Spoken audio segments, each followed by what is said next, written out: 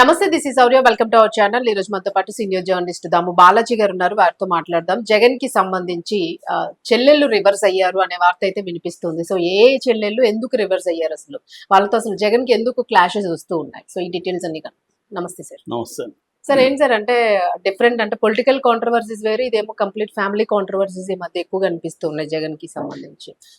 ఎందుకు సార్ అంటే రివర్స్ అయ్యారంటే షర్మిలానేనా, లేదు ఇంకా మిగిలిన చెల్లెళ్ళు కూడా ఉన్నారు? అంటే షర్మిల అండ్ సునీత అండి. అంటే గత కొంతకాలంగా కొంత సైలెన్స్ ఉంది. మళ్ళీ ఇప్పుడు ఇద్దరు అటాక్ మొదలు పెట్టినట్టుగా అర్థమవుతుంది జగన్ మీద. మొన్న సునీత పులివెందుల్లో ప్రెస్ మీట్ పెట్టింది 15th నాడు. ఎందుకంటే వివేకానంద రెడ్డి చనిపోయి 7 ఏళ్ళు అవుతుంది. 2019 మార్చ్ 15th అర్లీ అవర్స్లో, అంటే 14th లేట్ అవర్స్లో కాబట్టి 15th చనిపోయినట్టుగా డిక్లేర్ చేశారు. కాబట్టి 15th ఆయన వర్ధంతి వచ్చింది. ఆ సందర్భంగా సునీత ఒక ప్రెస్ మీట్ పెట్టి పవర్ పాయింట్ ప్రజెంటేషన్ చేసింది. అంటే లీగల్ స్టేటస్ ఏంటి ఈ కేసులో? ఫస్ట్ తెలుగుదేశం ప్రభుత్వంలో ఈ హత్య జరిగింది. ఇది హత్య కాదు, గుండెపోటు అని ఫస్ట్ లో ఇది గుండెపోటు అని సాక్షిలో అనౌన్స్ అయింది. తర్వాత లేదు ఇది హత్య అని చెప్పారు. ఆల్రెడీ రక్తం మడుగులో బాత్రూంలో పడి ఉన్న వ్యక్తిని, ఎందుకంటే అర్లీ మార్నింగ్ ఫస్ట్ వెళ్ళిందేమో వాళ్ళ పిఏ కృష్ణారెడ్డి. ఆయన 5:30కే వెళ్తాడు ఎవ్రీడే. గత 30 ఏళ్ళుగా పనిచేస్తున్నాడు. ఆయన వెళ్ళినప్పుడు మామూలుగా ఆయన వెళ్ళేసరికి ఈయన లేచేస్తాడు. లైట్ ఉంటుంది లోపల, ఈయన వెళ్ళి పెళ్లి కూడా తెస్తాడు. అది పద్ధతి. కానీ ఆ రోజు లైట్ లేదు, లేచడా లేదో తెలియట్లేదు. ఒక్కొక్కసారి అట్లా ఎప్పుడైనా పడుకొని ఉంటే నన్ను ఎందుకు లేపలేదని మళ్ళీ ఈయన తిడతాడు. కాబట్టి ఈయనకేమో టెన్షన్ వస్తుంది, లేపాలా లేదా అని.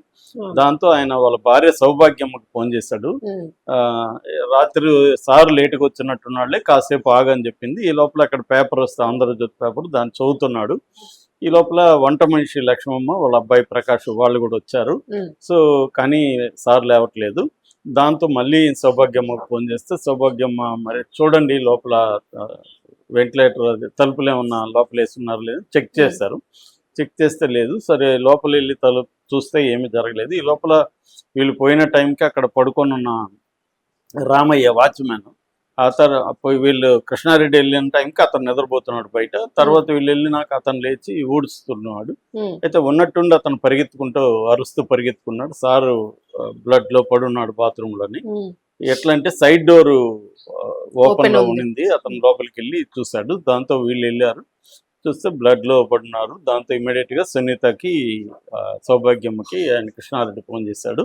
సో వాళ్ళు ఈ లోపల ప్రకాష్ అనే అబ్బాయి, ఈయన ఫోను ఒక లెటర్ దొరికింది. ఆ లెటర్ లో ప్రసాద్ అనే డ్రైవర్ అయినా చంపాడు అని రాసున్నాడు. ఇది మళ్ళీ కృష్ణారెడ్డి సునీత వాళ్ళకి చెప్తే, సునీత వాళ్ళ భర్త రాజశేఖర్ ఆ లెటర్ కానీ ఇది కానీ ఎవరికి ఇవ్వద్దండి అని చెప్పారు. ఇది ఒక వెర్షన్. దీంట్లో రకరకాల వెర్షన్లు ఉన్నాయి, ఏది నిజమనే మనకు తెలియదు. ఏదేమైనా బ్లడ్ లో ఉన్నాడనేది ఇక్కడ నేను చెప్పదలుచుకున్నాను. బ్లడ్ లో పడున్న వ్యక్తికి గుండెపోటు ఎలా వచ్చింది ఇది చెప్పేదేమో వీళ్ళేమో సునీత వాళ్ళేమో ఇది జగన్ వాళ్ళే చెప్పారని ఇప్పుడు అంటారు. అప్పుడు అనలేదు సునీత. జరిగినప్పుడు సునీత వేరు. జరిగినప్పుడేమో జగన్ సునీత అందరు కలిసి ఇది తెలుగుదేశం వాళ్ళే చంపించారు అనేది చెప్పారు. కానీ తర్వాత సునీత రివర్స్ అయ్యి జగన్ భారతిరెడ్డి చంపించారన్న దీంట్లోకి సునీత వెళ్ళింది. సో అలాగా వీళ్ళు దూరం అయిపోయారు.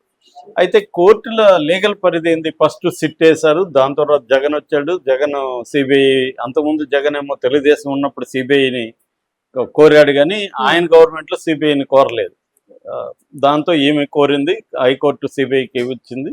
మళ్ళీ ఇక్కడ కోర్టు అయితే ఇన్ఫ్లుయెన్స్ అయ్యే అవకాశం ఉందని తెలంగాణకు మార్చమని ఆమె అడిగింది. తెలంగాణకు మార్చారు. అప్పటి నుంచి ఆమె లీగల్ పోరాటం చేస్తుంది. కోర్టులు సుప్రీంకోర్టు వరకు ఇది వెళ్ళింది. సో ఇప్పుడు సిబిఐ సుప్రీంకోర్టులో నిన్న ఫైనల్ ఇచ్చేసింది. ఇంకెవరిని విచారించాల్సిన అవసరం లేదు. ఇప్పుడు మొత్తం 8 మంది ఉన్నారు. ఎర్రగంగిరెడ్డి, సునీల్ యాదవ్, ఉమాశంకర్ రెడ్డి, అతను ఎవరు దస్తగిరి, దేవిరెడ్డి శివశంకర్ రెడ్డి, గజ్జల ఉదయ్ కుమార్ రెడ్డి, వైఎస్ భాస్కర్ రెడ్డి, వైఎస్ అవినాష్ రెడ్డి, 8 మంది నిందితులు ఉన్నారు. వీళ్ళల్లో దస్తగిరి 4th అక్యూజ్డ్ నెంబర్ 1. అతను ఓపెన్ గా మేమే చంపాము, నేను గొడ్డలతో ఇలా నరికని ఇవన్నీ చెప్పాడు. సో చంపిన వాళ్ళు ఎవరనేది వాళ్ళ వాంగ్మూలాల్లో బయటకు అయితే వచ్చేసింది. ఇది కోర్టులో ఎలా వస్తుంది పక్కన పెడదాం. చంపించింది ఎవరైనా దగ్గర ఇప్పుడు ప్రాబ్లం.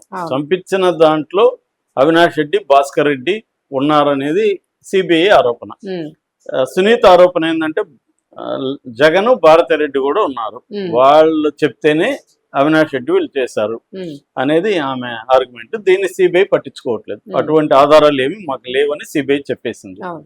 ఇప్పుడు దీన్ని 4 వారాల తర్వాత ట్రయల్కి ఇవ్వాలి. ఈ 4 వారాలు మొత్తం డాక్యుమెంట్స్ ఇవన్నీ కూడా నిందితులకి ఇవ్వమని ఉమ్, సుప్రీంకోర్టు 4 వారాల టైము ఇచ్చింది. సో ఈ కేసు ఆల్రెడీ ఇంకా విచారణ క్లోజ్ అయిపోయింది. Hmm. కాబట్టి కొత్త పేర్లు ఇప్పుడు ఈ దశలో ఇంకేవి యాడ్ కావు. అంటే సునీత కోరుకుంటున్న పేర్లేవి యాడ్ కావు. కాబట్టి సునీతకి ఇది అన్యాయం జరిగినట్టుగా సునీత భావిస్తుంది. Hmm. ఎందుకంటే ఆమె కోరుకున్న పేర్లు యాడ్ అవ్వాలి, జగన్, భారతిరెడ్డిని దీంట్లో పెట్టాలి. అవును. అది సునీతకి జరగలేదు, సుప్రీంకోర్టు వరకు కూడా జరగలేదు. కాబట్టి ఆమె ఏం చేస్తుందంటే దీన్ని పబ్లిక్ గా తీసుకెళ్దాం అనేది ఆమె ట్రై చేస్తుంది. ఈ నేపథ్యంలో నిన్న షర్మిల కూడా ఎంటర్ అయింది. యాక్చువల్ డే బిగినింగ్ నుంచి కూడా షర్మిల కూడా సునీత వైపే ఉంది అనమాట. ఎందుకంటే ఇద్దరికి కామన్ ఎనిమి జగన్, ఇప్పుడు జగన్ అండ్ భారతిరెడ్డి. సో కాబట్టి వీళ్ళు న్యాయస్థానంలో తనకు అనుకూలంగా లేదు కాబట్టి ప్రజల్లో దీన్ని జగన్ కి డ్యామేజ్ చేయడం కోసం వీళ్ళిద్దరు కూడా బయలుదేరారు. ఎందుకంటే ఇద్దరికి కూడా రకరకాల ఇష్యూస్ ఉన్నాయి జగన్తో. ఈమెకేమో షర్మిలకేమో ఆస్తులు పదవుల్లో వాటా ఇవ్వలేదనేది ఆమెకున్న కన్సర్న్. అంటే రాజశేఖర రెడ్డి లేకపోతే జగన్ అనేవాడు ఉండడు. రాజశేఖర రెడ్డి వారసత్వం జగన్కే ఎందుకు వెళ్ళాలి, నాకు కూడా ఎందుకు రాకూడదు అనేది ఈమె పాయింట్. ఆస్తులు కానీ రాజకీయ పదవులు కానీ. సో జగన్ ఏంటంటే రాజకీయ వారసత్వం వచ్చుండొచ్చు, కానీ నేను కష్టపడి నేను ఈ పార్టీ నిర్మించి నేను కదా చేశాను, నువ్వు హెల్ప్ చేసుండొచ్చు, కానీ నేను కదా మెయిన్గా నేను 16 నెలలు జైలుకి వెళ్ళాను, నేను పోరాడాను, ఇప్పుడు నువ్వు కూడా అది చేసుకోవాలి అనేది ఇది. రెండోది ఆస్తులకు సంబంధించి నేను ఆల్రెడీ ఇచ్చాను, ఆల్రెడీ వయస్సు ఉన్నప్పుడే పంపకాలు అయిపోయినాయి, అందుకనే కేసుల్లో కూడా ఆమె పేరు ఎక్కడా లేదు. కేసులో నా పేరే ఎందుకు ఉంది, నేనే ఎందుకు జైలుకి వెళ్ళాను, నిజంగా ఈమెకి ఆస్తుల వాటం ఉంటే ఈమె కూడా జైలుకి.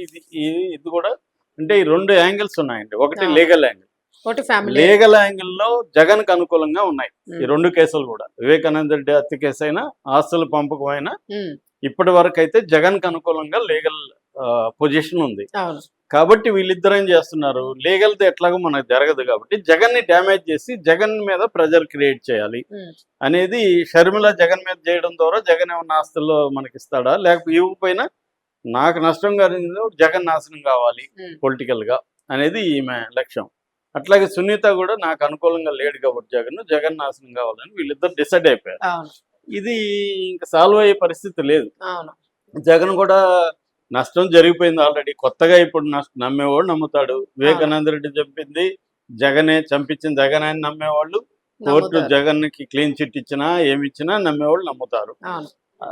ఒకవేళ రేపు జగన్ శిక్ష పడినా అన్యాయంగా శిక్ష పడింది, జగన్ చంపలేదని నమ్మేవాళ్ళు నమ్ముతారు.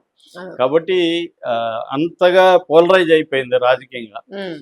నువ్వు ఎన్ని చెప్పినా వాళ్ళు ఇప్పటికీ పవన్ కళ్యాణ్ పరిటాల రవి గుండు కొట్టలేదురా బాబు అంటే ఎందుకంటే నేను పరిటాల రవిని కలిశాను, నేను మా టీం కలిసినప్పుడు ఆయన అడిగాము కూడా, ఆయన మొత్తం వివరించాడు డీటెయిల్గా.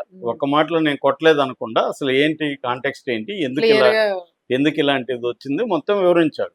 అయినా ఇప్పటికి కూడా పవన్ కళ్యాణ్ పరిటాల గుండు కొట్టింది వాస్తవమని నమ్మే వాళ్ళ సంఖ్య 90% ఉంటుంది. మీకు నిజం చెప్పుండలే అంటారు తప్ప ఆయన ఎందుకు చెప్తాడు నిజం, ఒప్పుకోడు కదా అంటారు తప్ప. దాన్ని అలాగా ఏమవుతుందంటే ఈ పుకార్లు అనేవి ఒక్కోసారి నిజం అనేది అవసరం లేదు, వాళ్ళకి అనుకూలంగా అనిపిస్తే అదే నిజం అన్నమాట, అలాగే నమ్ముతారు. సో దీన్ని జగన్ పొలిటికల్ గా ఉపయోగించుకోదలుచుకున్నాడు.